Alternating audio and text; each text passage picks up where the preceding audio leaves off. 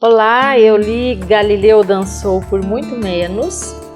Este é um dos 5 livros da coleção. Ele chama a atenção da gente pelo título, porque Galileu é um nome muito conhecido na nossa cultura ocidental, né? Remete ao famoso filósofo e cientista que teve de refutar sua teoria de que a Terra não era o centro do universo, senão ele iria para a fogueira no tempo da Inquisição. E aí a gente fica com uma expectativa em torno disso, mas o personagem não se chama Galileu, se chama Adalberto, e a gente só vai descobrir quem é Galileu no final da história.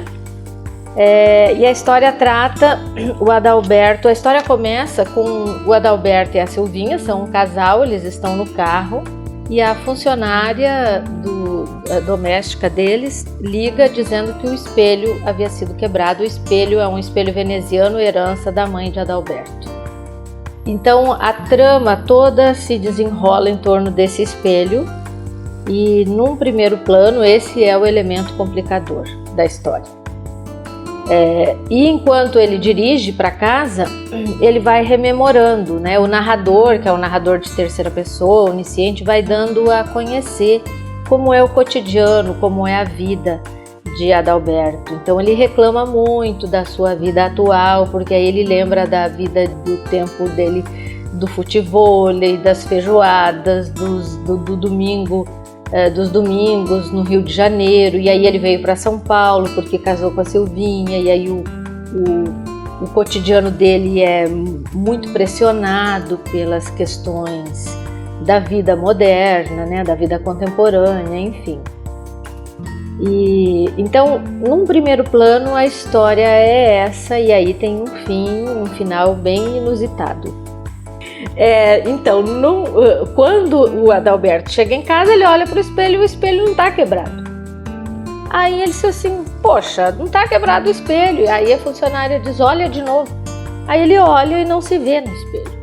Ele, pois então, está quebrado, diz a funcionária. Se você não está se vendo nele, o espelho está quebrado.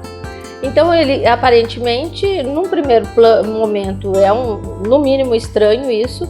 E aí depois esse espelho sai todo mundo de casa e ele fica sozinho, e aí esse espelho começa a falar com ele. Então, o que é que chama atenção? Aí você pensa, começou o Eduardo com as suas doideiras, né?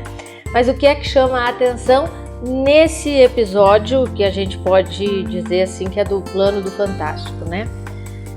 A atualização do mito de Narciso, né, que é um tema assim muito trabalhado na literatura ocidental por vários escritores famosos e tal, inclusive aqui na contracapa é citado o retrato de Dorian Gray do Oscar Wilde. Então, e tem tantos outros que já trabalharam esse tema.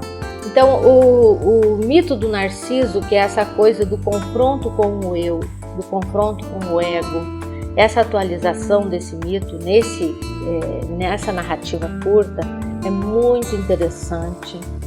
Eu até escrevi uma resenha que eu acho que vai virar um artigo, eu tenho que dar uma melhorada nela, em que eu discuto um pouco isso, até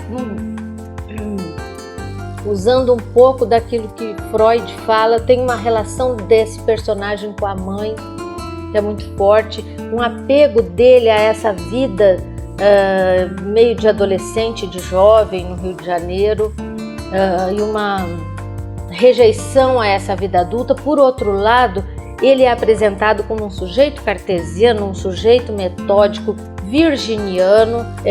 O Eduardo adora sacanear as pessoas do signo de Virgem, não sei porquê, e eu fico muito brava com isso, porque eu sou virginiana. Enfim, e aí isso me chamou muita atenção. E um outro aspecto que chama atenção é que eu acho que é um tema assim, muito recorrente na obra em geral do Eduardo, em todos os livros dele que eu já li, que é a questão da decadência humana, né? Não só a decadência no sentido físico, de que a gente envelhece e tal, a decadência física, né? Mas a decadência no sentido da falta de vontade de potência, da impotência mesmo, por conta das pressões da vida contemporânea ou da hipermodernidade, como alguns dizem, né? Então, isso é muito bem explorado. Bom, aí no final, sobre o desfecho é muito maluco, né? Então, o desfecho a gente tem vontade da gente estar aqui lendo, esperando, inclusive para ver onde que Galileu entra nessa história, porque se o título diz que Galileu dançou por muito menos, a gente fica esperando que o Adalberto dance por muito mais.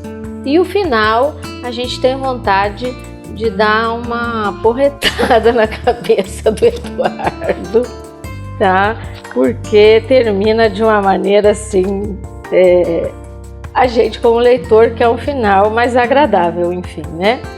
Mas é um final surpreendente. Vale a pena, é um livro que eu super indico pelas reflexões mais profundas que ele pode proporcionar e também pelas outras reações mais leves e mais divertidas que ele proporciona também.